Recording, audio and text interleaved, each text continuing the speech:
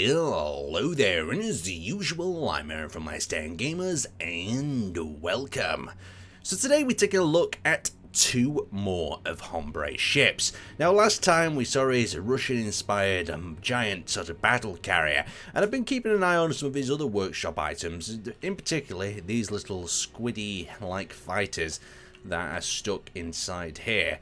Now, I had a look at them, but they were a little bit too small to feature in a spotlight review, so when he came out with the carrier and the frigate, I thought it was definitely worth combining them in a video. And I have to say, these are probably one of the brightest ships I've reviewed, but they're just fantastic in design and nature, and they really capture that symbiotic sort of design. Now, let's have a look at the frigate first. So, of course, we've got these giant fake cannons going around the side. I'm guessing these are some sort of railguns. Inside here, we've actually got a missile launcher turret on either side. Pretty damn cool. So it can still have a little bit of firepower. And then you'll actually notice the armor itself. There's a lot of different things going on here. We've got these little supporting beams that connected up in red, a little bit of a highlight.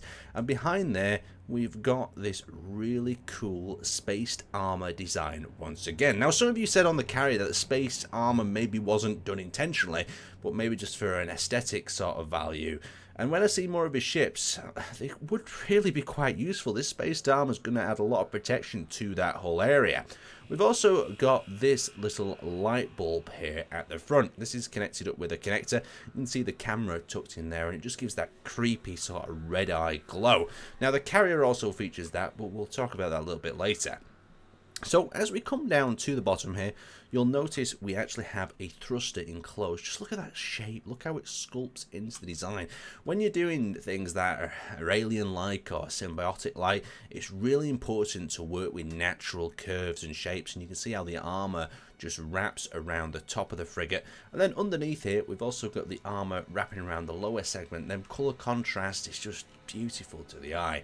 So you can see we've got the thrusters tucked into the side. We've got 3 Gatling turrets on either side and a connector at this point. Now, if we took ourselves underneath here, you'll see that we've got more room for large hydrogen thrusters. So this thing is going to be able to move around and battle in some quite unique environments. Plus, hydrogen is probably one of the most diverse thrusters available to us in Space Engineers, as long as you keep it topped up. You've got high speed, high thrust. You can also go down to planets if you wish. But you can see, look at that rear tail section, that rear thruster pack. You can see how the back of this actually arches down into this area. Just a real nice design. Anyway, let's take a look inside. So we've got this little access doorway here. So you can see the button panel there. Even this has been decorated in this cool little protective sort of area, so your buttons don't get blasted off in a battle. Now, as we enter in through here, of course, this is not the usual housing of a ship. This is something really different. This almost reminds me of some sort of brain pod, where this strange ship used the power of a human inside here to control it. And of course, it's got some backups there in case it fries one of the brains of one of the people controlling it. But you can see in here, it's this dark pod.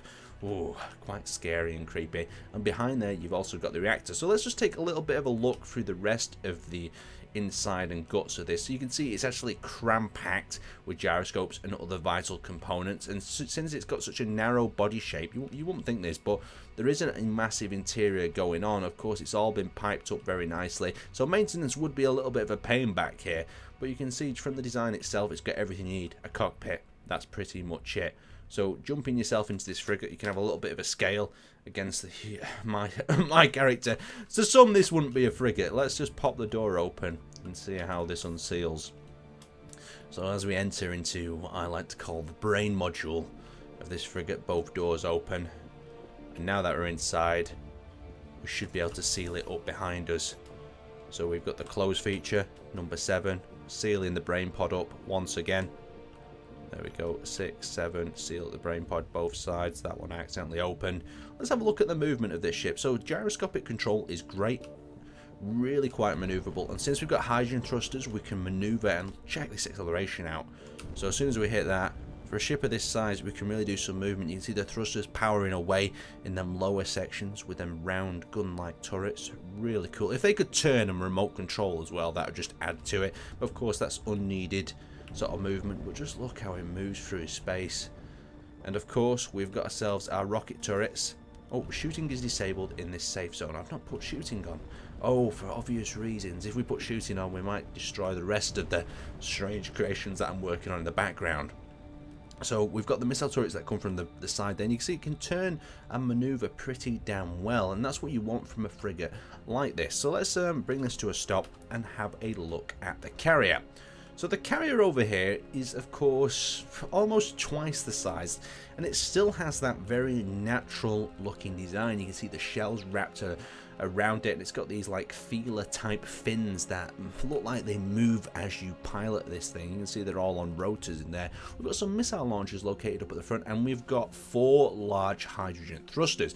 In the center, going with the same theme again, we have this eye, but look at this round orb like shape that's submerged around these engine bays. It almost looks like 2 creatures have come together and formed around a spaceship, and I really like that idea. So you can see the blue area around the top, lots of spaced armor once again to add protection into that crew cabin, and you see the armor wraps around. Just look how it slides up over that black armor, creating that contrast. What's really cool about this one is if we just take a little bit of a look inside the belly of this beast, we can see all of these smaller squid-like ships ready to launch, and of course all these little pillars that are protecting them from rocket fire and whatnot can be released and opened up so these little ships can fly out.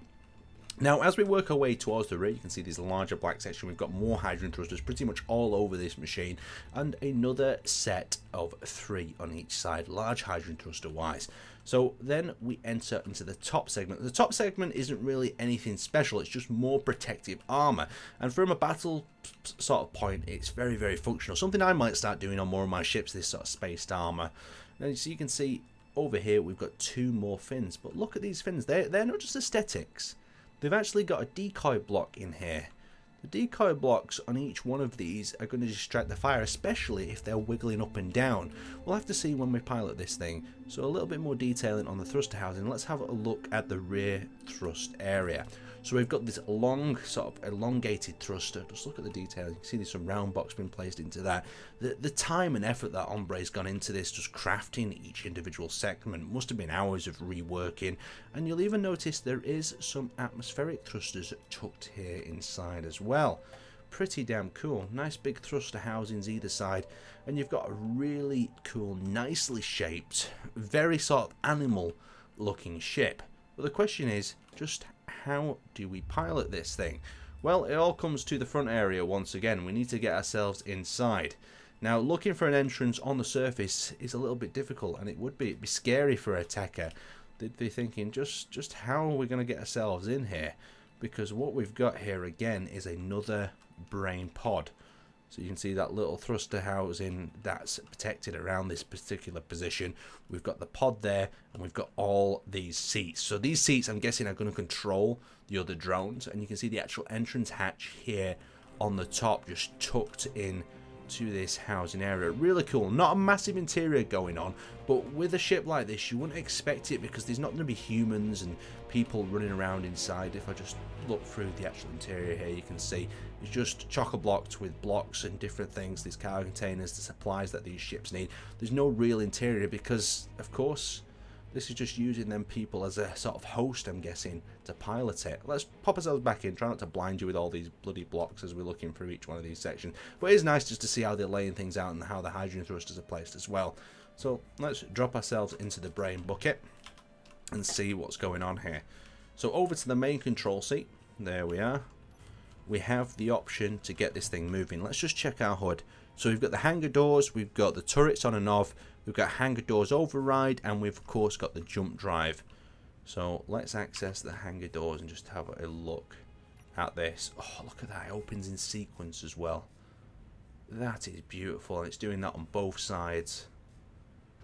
And that is exposing the pods on either side. Let's do that one more time. So the central part opens up further. Let's press it again and see if it works in reverse order. Oh, that is beautiful. Just the segments closing up like that, offering protection to the drones behind. One more time. I can't resist. Let's open up the pod from the front. Oh, it just seems to stretch away. I love how some of them do actually go higher up. They're not all in a perfect alignment. That just makes it look more natural. And that's exposed the fighters inside here. Very, very nice indeed. Of course, we have got override if we need to shut them all at once. It's not as exciting as pressing the button and letting them go off one at a time, but it could be important, I guess, inside a fight. So let's have a little bit of a drive of this thing. And of course, yes, it feels like a carrier. It's heavy, but as we're moving about here, you can see they're shifting with the movement of the ship. Oh, that looks so beautiful. I love it when ships do this. It's not super safe to do. Look at that. Acceleration is rather quite poor, but that's because the weight of this thing is damn heavy. Look at that. As we bank into corners, all them little pylon type feelers or fins, you could describe them. I'm not too sure. But they're just all flexing out. And of course, if they were under fire, them little beacon blocks would be taking the brunt of it. So let's slow ourselves down. Of course, the deacceleration is very slow as well. So you'd want your Corvettes or your frigates kind of escorting around. Look at that in the distance over there as well. You can see how the pattern in the armor really stands out. Really nicely designed. Let's slow ourselves down and let's pop ourselves out of the cockpit here. Ooh. So I've just took a second to quickly looking at the fighters, examine them and see exactly how they work. So let's pop open the side one more time. There we go. So what we're looking for is the antennas. So you can see all these antennas are actually switched off. We press that it turns them antennas on. You can see all the fighters lighting up, and then with all them lit up, we can actually find ourselves a fighter. We've got ourselves a remote control there. We can control, and do you see that little fighter that I've detached on the left hand side? That is the one we've got control of. But just imagine these buzzing around the mothership, the carrier, like this. Oh god, it'd be so awesome. A few players piloting them about. Of course, with these we've got rocket launchers, machine guns, and we've also got the camera from the drone that's protected behind these two pylons. But what I'll do is I'll bring my spectator camera outside, and these things just fly so well. Of course, on the menu we've got ourselves the retract legs and the lock legs. So if I hit number 6, oh, that's retracted the legs in. Let me just hit number 7. There we go. So the legs then come out from the sides like that. And there is a little bit of movement as you're driving these guys around with the legs. That looks really damn cool. But I like how it's all belongs together. It all feels like it's part of the same thing, and they just feel so natural and weird, especially for space engineers. Even though they're very blocky in design, you can tell that they're made of blocks and they're not some organic matter. Shaping blocks into an organic shape like this is such a challenge, and Hombre's really done it quite well. A really nice collection of ships to look at. There'll be a link down in the description below. You should definitely check them out. Anyway, I'd like to thank you guys for watching, and I will see you next time.